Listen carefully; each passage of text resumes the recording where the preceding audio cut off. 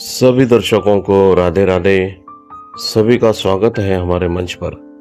दर्शकों, हमारे चैनल की कोशिश यही होती है कि विभिन्न तरह के मुद्दों पर यहाँ चर्चा हो।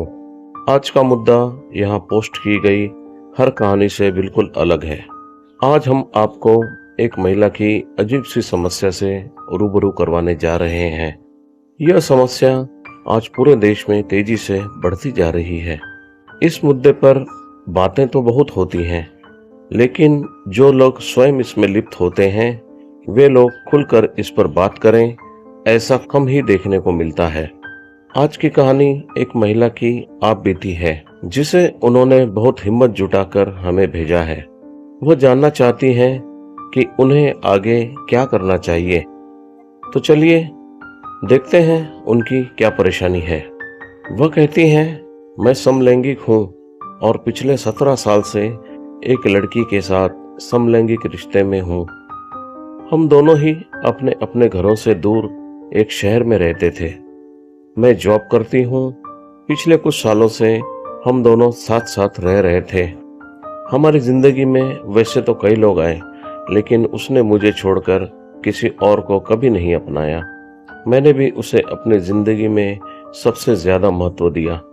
लेकिन 2 साल पहले उसके घर वालों ने जबरन उसकी शादी कर दी। उसने घर वालों से बार बार कहा कि वो इस शादी के लिए तैयार नहीं है, लेकिन वे नहीं माने। मैंने उसे अपने साथ भाग चलने का विकल्प दिया था, लेकिन उसने फैमिली की इज्जत और समाज की परंपराओं का हवाला दिया। वह मेरे साथ चलने को तैयार नहीं हुई। उधर घर वालों ने उस पर शादी का बहुत प्रेशर बनाया और उसे घर बुला लिया।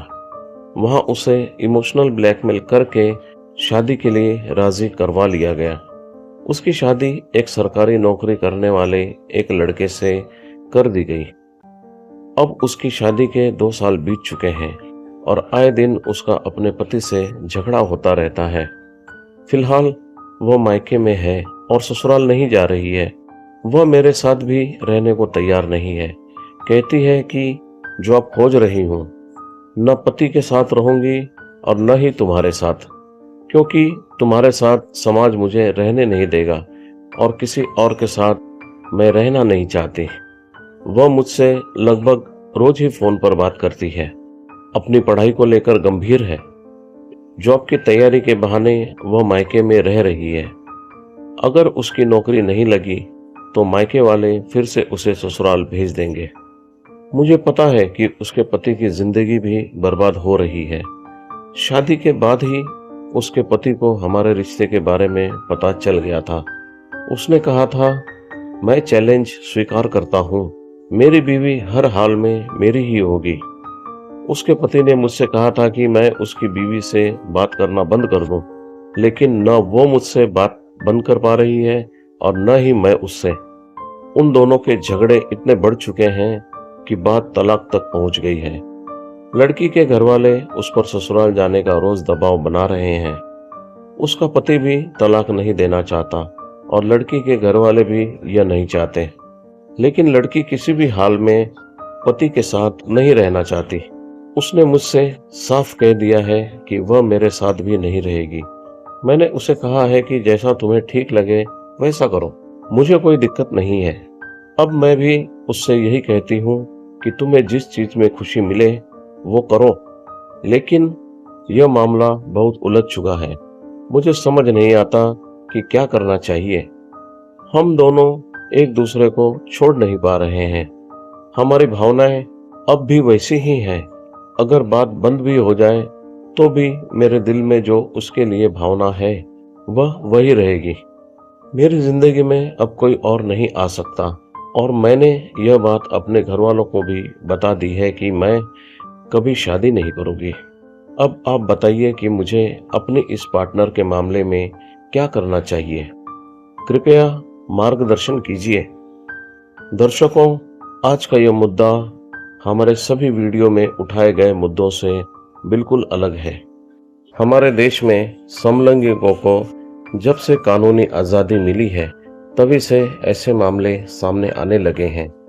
समलैंगिक होना कोई पाप नहीं है, बल्कि यह एक शारीरिक रचना का हिस्सा है जो इंसान के वश में नहीं होता।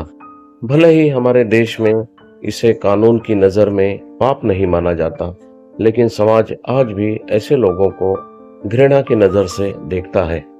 दर्शकों, इस महिला ने बड़ी हिम्मत करके यह कबूल किया है कि वह समलैंगिक है और उन्हें मार्गदर्शन की जरूरत है। इसलिए हम सभी से निवेदन करते हैं कि उनके भावनाओं की कदर करते हुए भाषा की मर्यादा में रहकर यदि आप उन्हें कोई सलाह देना चाहते हैं तो अवश्य दीजिए। वीडियो कैसी लगी हमें कमेंट में बताएं और सरल भाषा में इस वीडियो के संदर्भ में अपने विचार भी साझा करें। वीडियो अच्छी लगी हो तो इसे लाइक और शेयर जरूर करें। अगर आपने अभी तक हमारा चैनल सब्सक्राइब नहीं किया है तो हमसे जुड़े रहने के लिए और हमारे मुहिम का हिस्सा बने रहने के लिए चैनल को सब्सक्राइब करें। बेल आइकन भी जरूर प्रेस करें ताकि नई वीडियो की नोटिफिकेशन आपको सही समय पर मिलती रहे। दर्शकों, आज के लिए बस इतना ही। मिलते हैं फिर एक नई वीडियो में नई कहानी और नए मुद्दे के साथ। तब तक आप खुश रहें, स्वस्थ रहें और सुरक्षित रहें। अभी तक हमसे जुड़े रहने के लिए आप सभी का बहुत बहुत धन्यवाद। आपका दिन शुभ रहे। सभी को हमारी ओर से राधे राधे।